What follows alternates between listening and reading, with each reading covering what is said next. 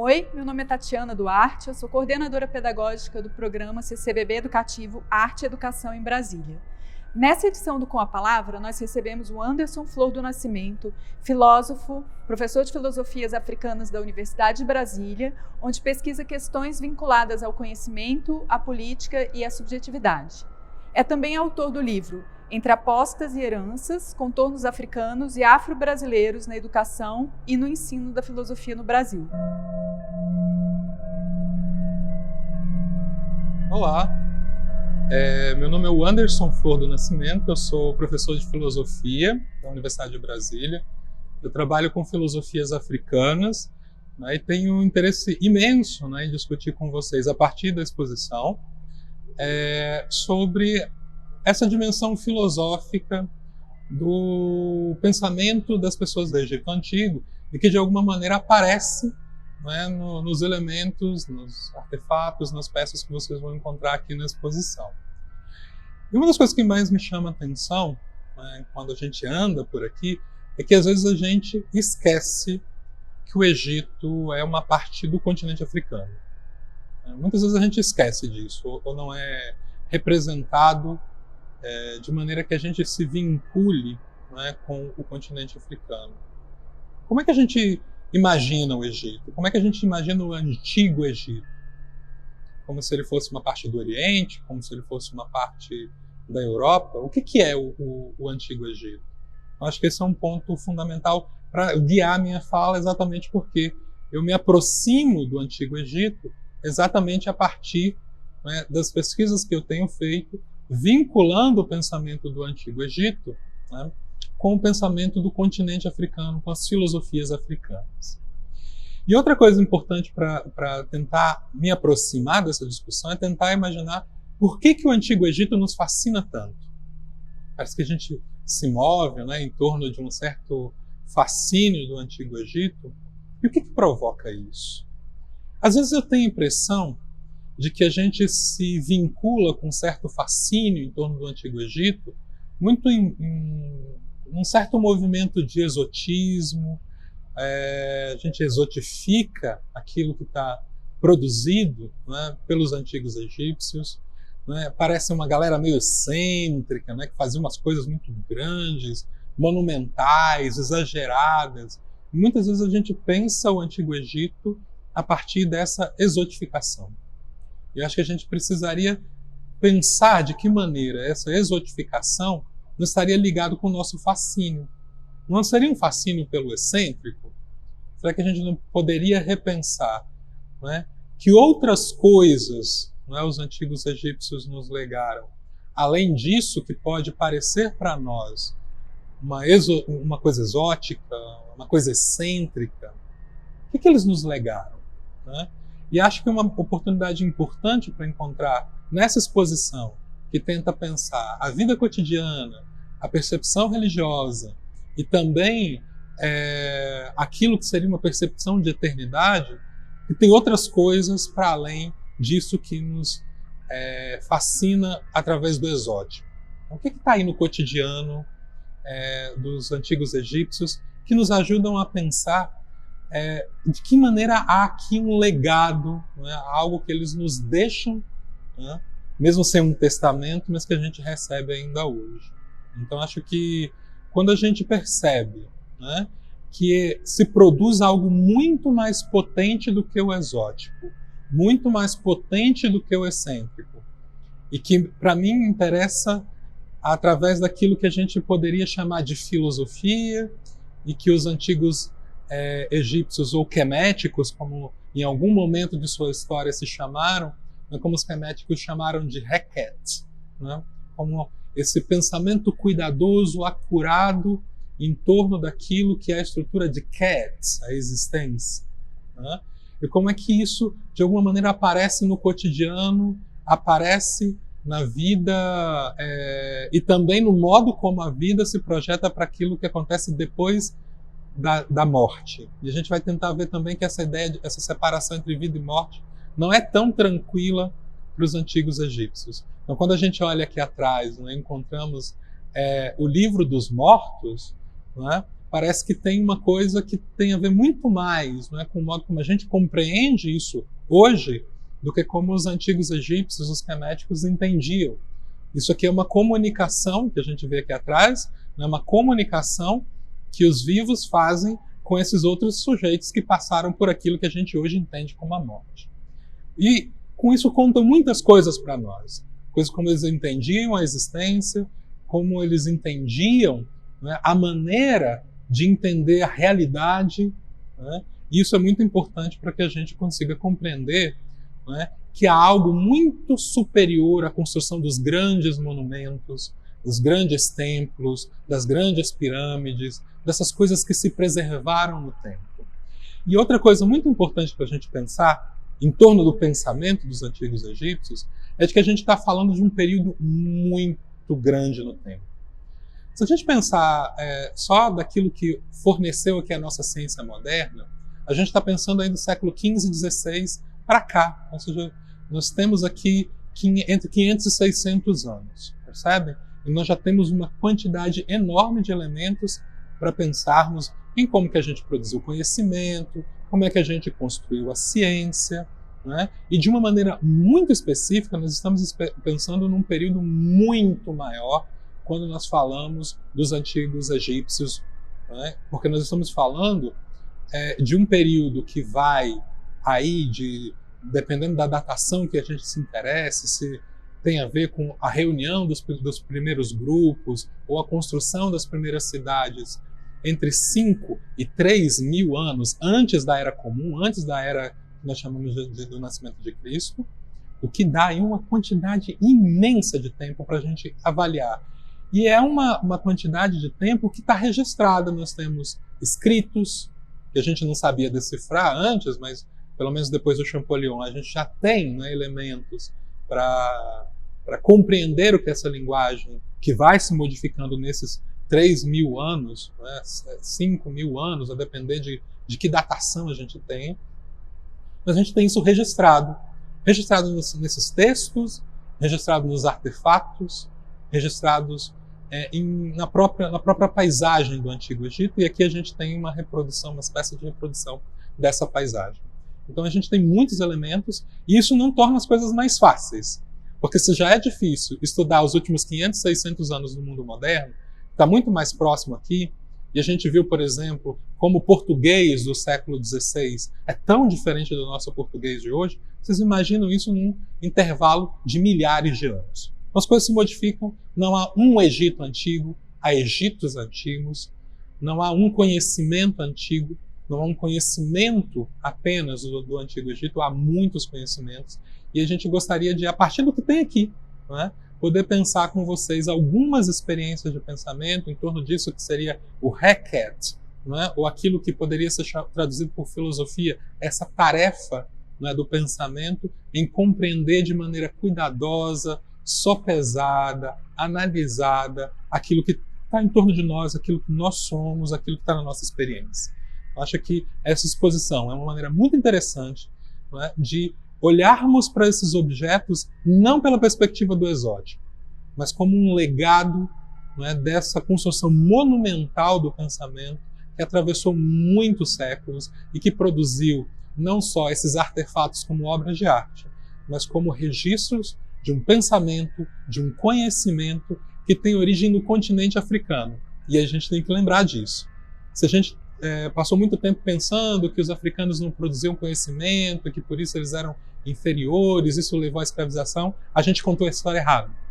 Eu acho que um museu que traz, né, uma exposição como essa que está acontecendo aqui no CCBB, que traz esses elementos, nos fornecem elementos muito interessantes, né, para contar a história de outro jeito, mostrando, né, de que essas muitas facetas, né, do Antigo Egito contam também sobre o continente africano e contam também sobre esses modos de conhecer, de pensar e de existir, né, que foram legados dos mundos africanos para cá.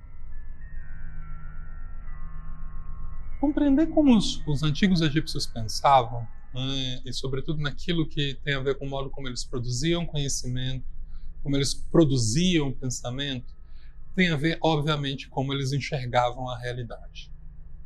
A realidade, diferente que para nós no Ocidente hoje, parece muito categorizada, dividida em caixinhas, muito estáticas, para eles funcionavam de um modo muito diferente. De uma maneira integrada, que significa dizer que não há uma relação, né, entre instâncias separadas da realidade, como o real e o virtual, por exemplo, né, como a potência e o ato. As coisas estão aí na forma daquilo que a filosofia costuma chamar de imanência, né? As coisas funcionam aí e nós precisamos apenas ter as maneiras corretas de compreender como as coisas estão aí. E uma metáfora muito importante que tem a ver com o modo como os egípcios se organizavam e a sua relação com o rio Nilo, né, é a ideia da barca, que traz para nós, não é, uma ideia muito importante, que é a ideia de travessia. A ideia da travessia foi sempre uma ideia muito importante para os antigos egípcios, seja pela relação com o próprio rio e o barco, e esse gesto de atravessar, não é, o rio, e o rio Nilo é gigantesco, ele não é pequeno, ele é muito caudaloso, é gigante. Atravessá-lo demanda saber, e demanda saber que há esforços e há conflitos com o próprio rio, conflitos com a própria natureza, né? O rio sobe, o rio inunda, o rio desce, e nessa descida ele fertiliza as terras e, portanto, oferece as condições da produção de alimentos. Ou seja, há algo que aquilo que em algum momento poderia ser entendido como violento, que é esse gesto da subida do rio, que pode afogar, que pode obrigar as pessoas a se deslocarem de lugar para viver, mas que ao mesmo tempo oferece também essa possibilidade de fecundar, não é, o terreno para produzir a agricultura e a plantação. Então é muito importante entender que os egípcios tinham uma maneira muito particular de lidar com o conflito, não é? A tensão, com aquilo que significa que não está todo mundo de acordo, inclusive a natureza não está de acordo com a gente o tempo inteiro e a gente de acordo o tempo inteiro com ela. E a imagem da travessia, a imagem da barca, né, é muito importante para que a gente entenda isso. Se a gente entende que a barca balança, ou seja, ela não é harmônica, mas que o fato de que ela não afunde implica que a gente consiga estabelecer uma harmonia, né, entre o mecanismo barco e o movimento atritante das águas, nós conseguimos então garantir essa travessia.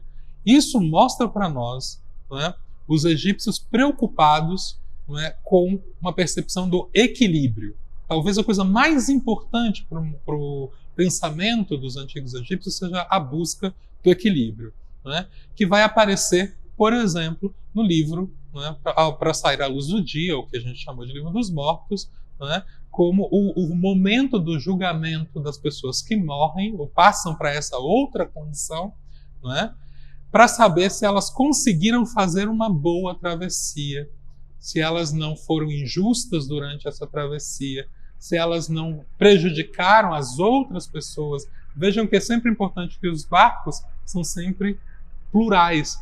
E essa é a mesma metáfora para o cotidiano, tem muitos elementos, muitas pessoas aqui, né?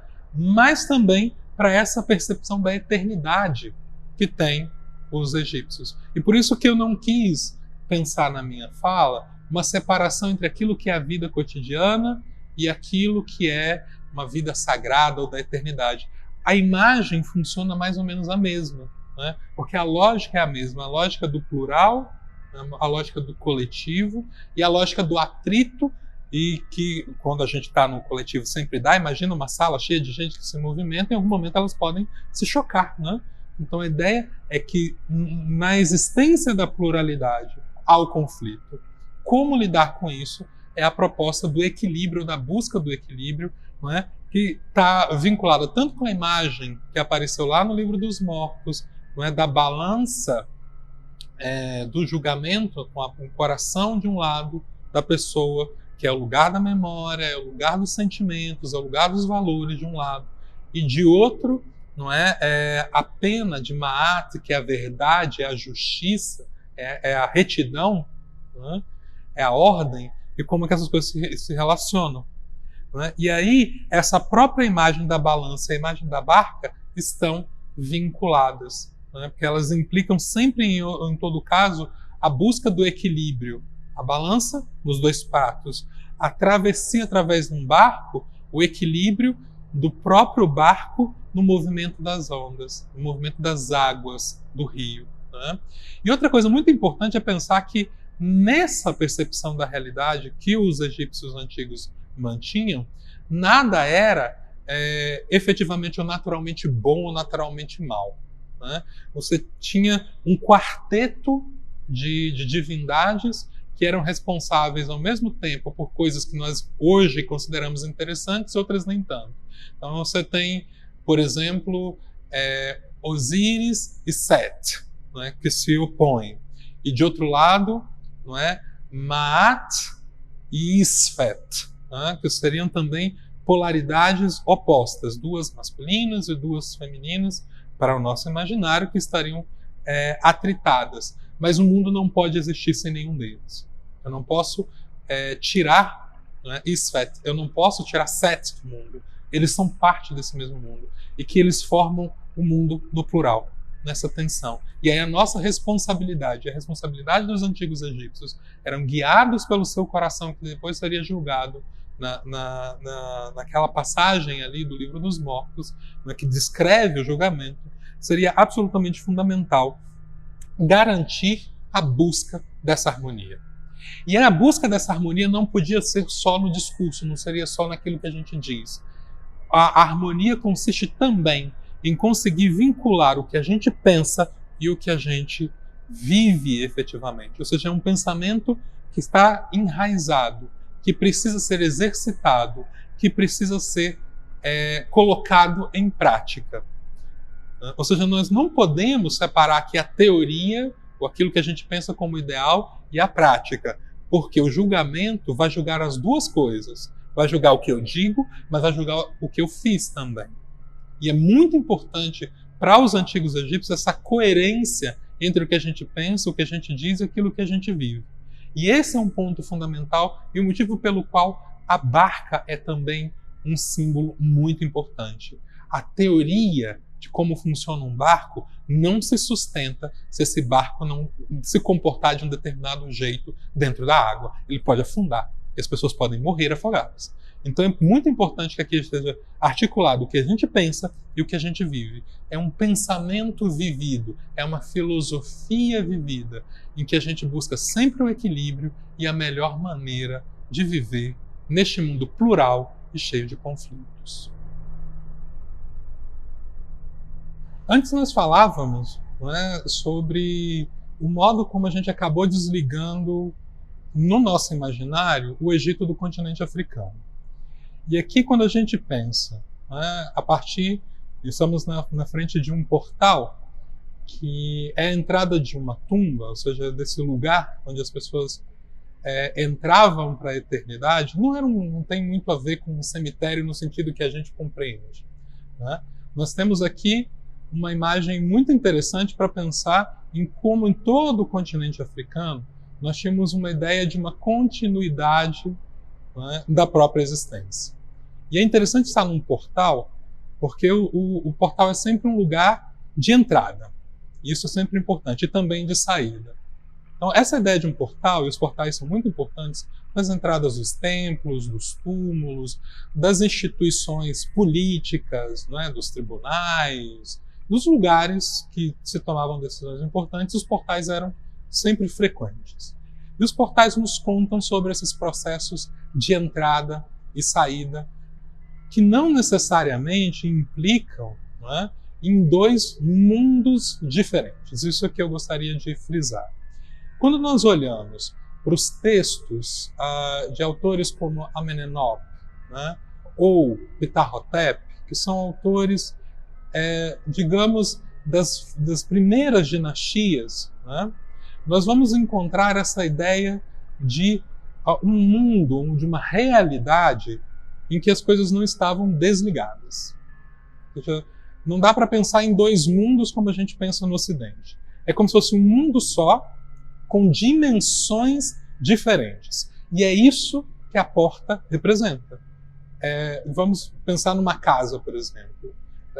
A porta que a gente usa para entrar na casa ou a porta que a gente usa para entrar na exposição não separa mundos. É o mesmo mundo em que você tem o recinto dessa exposição e o que está lá fora. Ou seja, não são mundos diferentes, é o mesmo mundo, mas organizado, né, de modos distintos. E os portais nos lembram isso.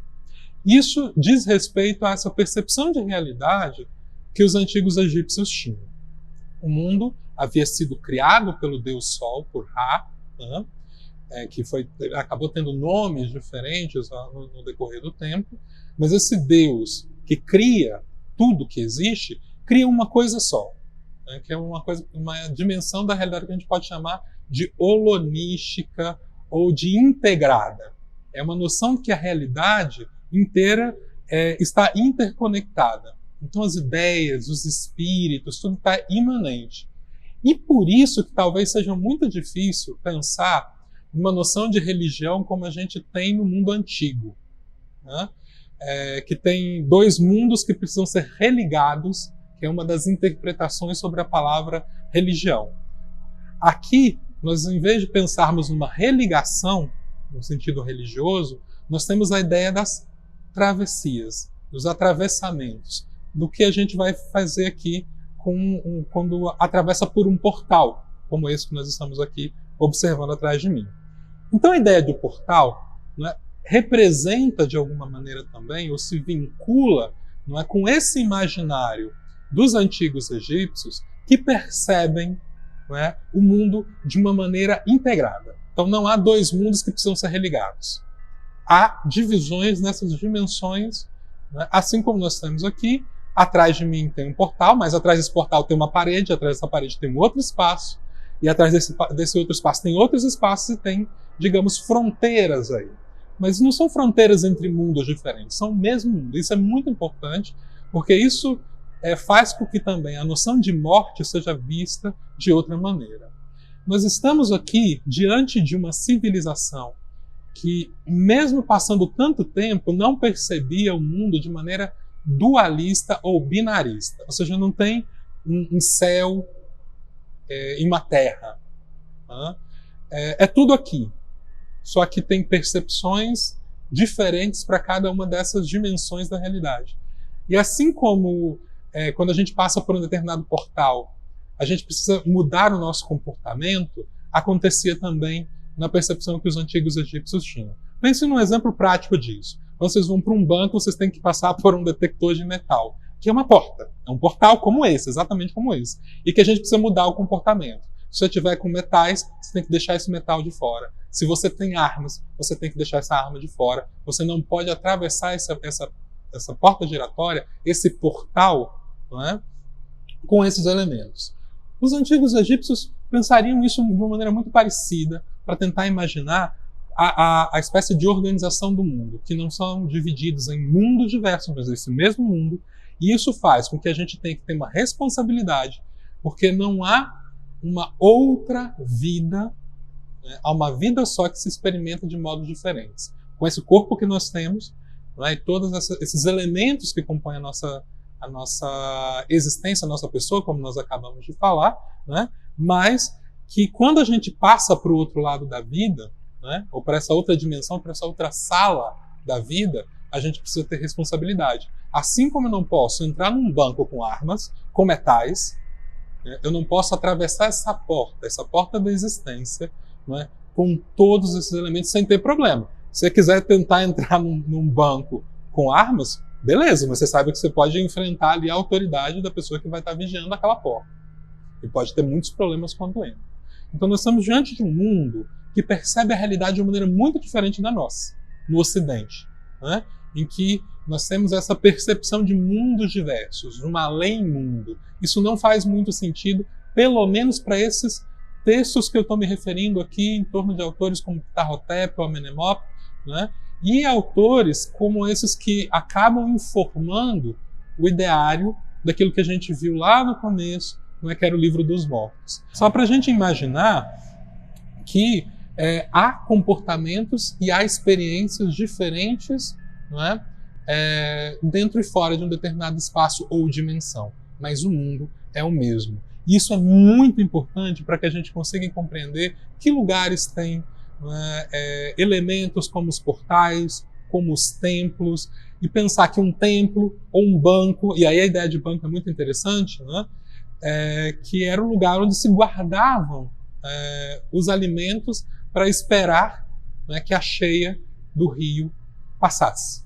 Né? O rio organizava a alimentação das pessoas nas suas cheias e descidas, era o momento em que ele fertilizava o território, lembrando que o Egito ficava no meio do deserto, com um rio que passa no meio, que é o rio Nilo, né, que fertiliza as terras que proporcionam a própria alimentação, né, que vai através da agricultura.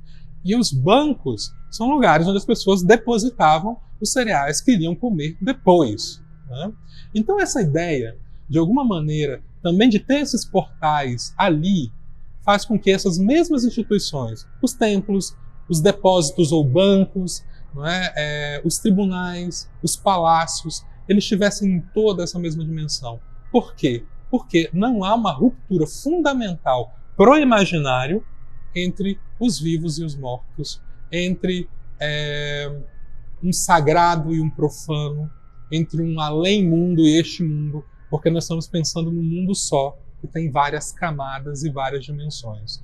Então, quando a gente olha para todos esses elementos que nós encontraremos na exposição, todos esses elementos, mesmo daqueles ligados com o sagrado, ou com o religioso, ou com o eterno, eles são do cotidiano, porque o cotidiano e o eterno convergem, estão vinculados nesse imaginário das pessoas no Antigo Egito.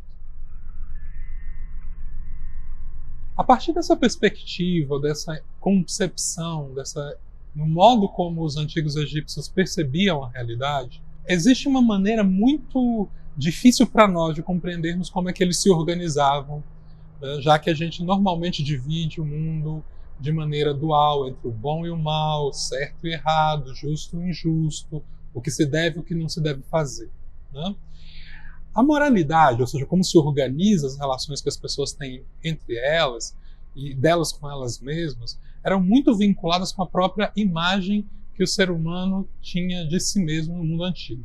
Né? Numa composição complexa, né? Ou seja, que já nos mostra que a própria noção de realidade que os antigos egípcios tinham era muito sofisticada.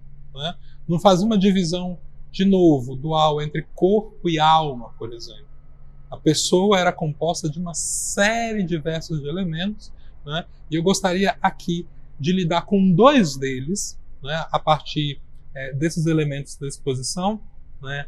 O Ba, aqui, e os escaravelhos e as representações do Ibe, que é o coração, eles fazem parte desse complexo que formam o ser humano. Né? O coração, o Ibe, né, como eles, a uma certa altura da linguagem, né, nos períodos iniciais, se referiam ao coração como Ibe, era muito parecido com o que a gente entende hoje como mente. Né? Era aquilo que nos dava uma espécie de identidade, era a sede da memória, das emoções, né? Tudo isso estava vinculado com o coração, não estava vinculado com o cérebro, com a mente, como nós temos hoje. Né?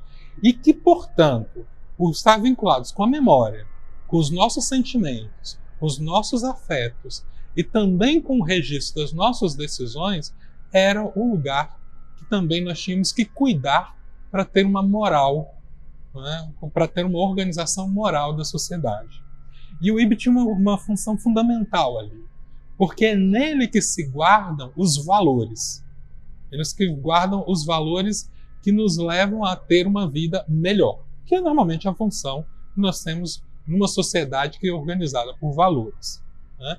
Isso é muito importante porque em alguns momentos da história a gente vai pensar que os valores estão fora, né? Estão nas instituições sociais, estão nas leis, estão no Estado, e aqui não, aqui os valores estão guardados dentro do Ibe, dentro do coração.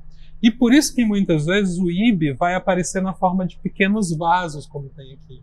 Né? Porque ele também é aquilo que guarda o que é importante, guarda a memória, guarda os valores, né? Guarda aquilo que conduz o indivíduo. Então, por isso, muitas vezes, ele também tem a forma de um vaso.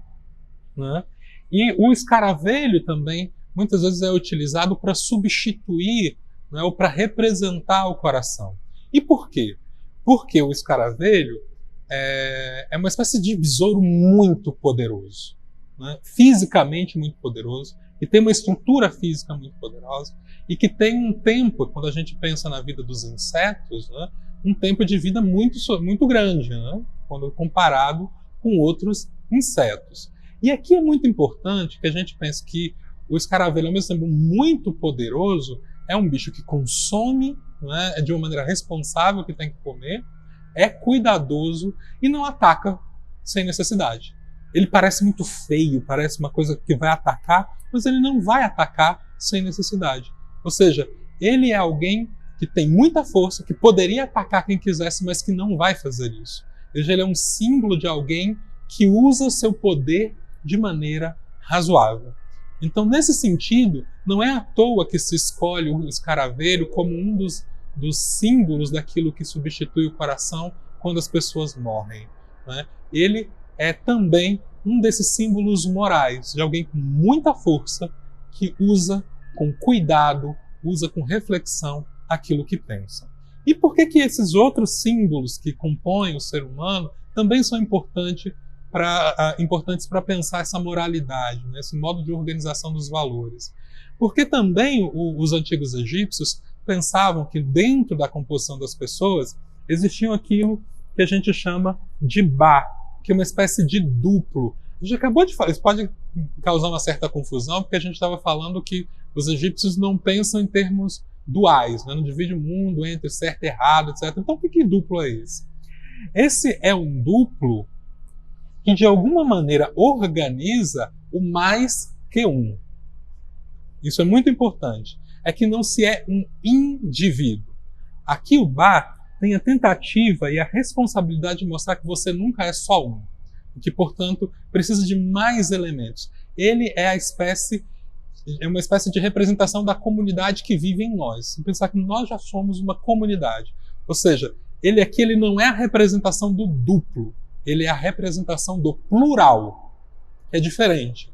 Ou seja, não tem a ver com uma necessidade de pensar um certo e um errado, um alto e um baixo, um verdadeiro e um falso. Aqui é só a representação do plural, do mais que um, que faz com que a gente, para ser quem nós somos, precisemos não ser isolados. Nós não somos nunca autossuficientes. Então nós já carregamos o plural e que por isso também esse plural precisa ser conservado na própria estrutura que nós temos. E aqui o Ba, ele é uma estrutura, né, que mostra, né, que inclusive esse plural não é idêntico. Se a gente for olhar com calma essas representações, elas são absolutamente próximas, semelhantes, mas elas são diferentes. Não é? Porque também nós carregamos na pluralidade a diferença dentro de nós. Isso é muito importante. E os egípcios antigos tinham essa percepção também. Não era uma percepção de que nós somos todos iguais, porque nós não somos iguais sequer a nós mesmos. Isso é um valor importante para avaliar as nossas condutas, para quando chegar o momento daquele julgamento descrito lá no Livro dos Mortos, né, nós tenhamos que levar em consideração toda essa diversidade, toda essa diferença, toda essa pluralidade. Depois dessa viagem, né, com os antigos egípcios, é bom que a gente se pergunte que legado é esse que fica para nós, que herança é essa que nós recebemos, e muitas vezes nós não percebemos os antigos egípcios. Não é? Nós já falamos ali um pouco antes sobre essa moralidade que tem a ver com uma espécie de diferença e pluralidade que nós somos. Né? Nós já falamos sobre uma percepção de realidade que não é dividida, que não é bipartida. E parece que nós temos muitos elementos, que nós somos herdeiros, não é, dos mundos antigos egípcios. Basta que a gente consiga visualizar com calma. Quer dizer que nós somos egípcios? Obviamente que não, né? Mas parece que há um legado, uma vez que o Egito antigo participou da construção dessa grande civilização mediterrânea, não é, representando de maneira bastante potente o continente africano, nos deixou, não é, muitos elementos importantes, inclusive para a própria cultura ocidental.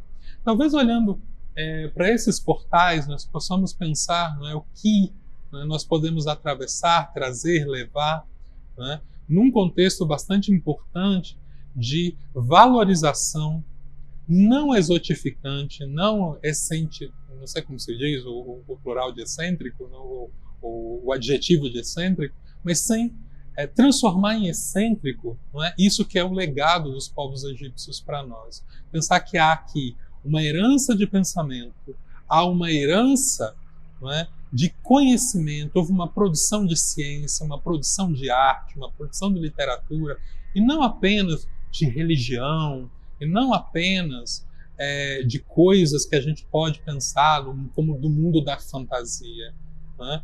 A gente pode pensar, por exemplo, de uma imagem interconectada de natureza e existência. É um contínuo entre nós, os seres humanos, né, e a natureza que nos cerca. Será que a gente não precisa disso mais que nunca hoje? Né? Em que a gente está em crises fundamentais, exatamente porque a gente vê os seres humanos separados da natureza?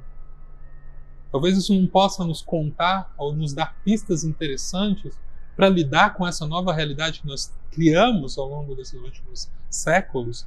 Talvez essas heranças possam ser muito importantes para nós, né? Quando a gente olha, por exemplo, de uma maneira bastante exótica, e olhando para o portal, nós temos Anubis, né, que é um deus que tem um corpo humano e uma cabeça de chacal. Será que eles não estão apontando para nós aqui acerca de um contínuo entre os humanos e a natureza, em que os chacais, que são animais, de alguma maneira compartilham, têm esse mundo em comum entre nós, e que não seja nada de exótico misturar ou fazer coincidir no mesmo corpo, que é esse corpo-mundo, não é? Os animais e os humanos, não é? Quando nós temos outras divindades como Bastet, que tem a forma de um gato, não é? Ou Horus, enfim, as várias divindades que têm, né, a representação animal trazida para si, não está dizendo de uma espécie de contínuo, não quer dizer que a gente seja animais como